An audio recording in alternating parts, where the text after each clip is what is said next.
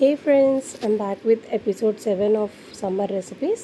Sugar cane juice without sugar బాగా ఇన్స్టాలో యూట్యూబ్లో వైరల్ అవుతున్న ఈ జ్యూస్ని మీకు చేసి చూపించాలనిపించిందండి. అందుకే ఈరోజు మీకు షుగర్ కేన్ జ్యూస్ చూపిస్తున్నాను.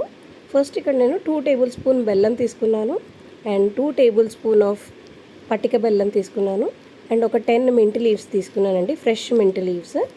ఈ పుదీనా చాలా ఫ్రెష్గా ఉంటుంది కాబట్టి చాలా ఫ్లేవర్ఫుల్గా ఉంటుంది. అండ్ ఒక 6-7 దాకా ఐస్ క్యూబ్స్ అనేది వేసుకొని మనకి రిక్వైర్మెంట్ ఉన్నంత వాటర్ అనేది ఇందులో యాడ్ చేసుకోవాలండి. సో ఇదే టైంలో మీరు కావాలంటే నిమ్మకాయ కూడా యాడ్ చేసుకోవచ్చు, నేను తర్వాత యాడ్ చేసుకున్నాను.